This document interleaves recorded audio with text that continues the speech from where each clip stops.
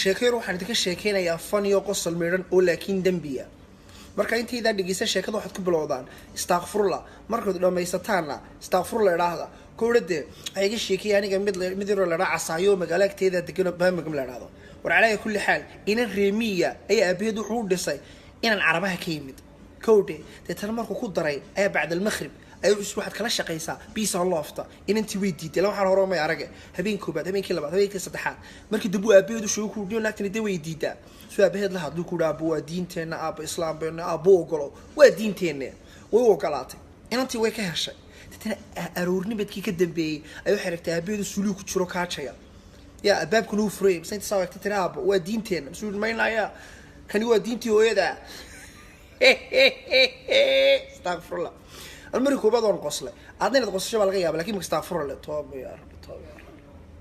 Soomaalida iyo turjumaanka maxaa kala haysta isla yar maskiinada kirada laga xidhaya deetan housing-kii tigaysa waxay ku oranaysaa excuse me my English bad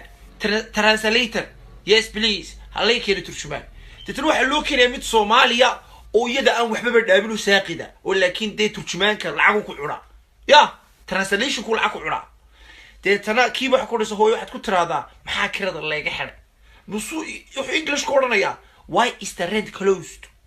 ninka cad wax ku oranayaa ha deetana isaga ha lagu riyo bogtay isla tirid ku jeesanaya eeyahay waxa lagu riyo ha ninka ku fahmi waay war hooyo adigu inay translate garaysid ma ahayn adigu ma turjumaankii ahayn ee waan hayade ha baa laakiin lagu riyo ninka cad ha buu ku riyo ha ee ka jawaab marka ninka turjumaanka lagu sheegay isagii ba turjumaano baahno translator baan oo afkii garanaynin ba Allah islaamaha yar dhibaato haysto wallahi waan idin soo duceeyay Soomaalida iyo turjumaanka maxaa kala haysta isla yar maskiinada kirada laga xidhaya deetan housing-kii tigaysa waxay ku oranaysaa excuse me my English bad translator yes please halay keenay turjumaan deetan waxa loo keenay mid Soomaaliya oo iyada aan waxba dhaabin u saaqida oo laakiin dee turjumaanka lacag ku cuna ya translation ku lacag ku cuna deetana kii wax ku dhiso hooyo waxaad ku tiraahdaa maxaa kirada laga xidhay musu wuxuu English ku oranayaa why is the rent closed ninka cad wax ku oranayaa ha deetana isaga ha lagu riyo bogtay isla tirid ku jeesanaya eeyahay waxa lagu riyo ha ninka ku fahmi waay war hooyo adigu inay translate garaysid ma ahayn adigu ma turjumaankii ahayn ee waan hayade ha baa laakiin lagu riyo ninka cad ha buu ku riyo ha ee ka jawaab marka ninka turjumaanka lagu sheegay isagii ba turjumaano baahno translator baan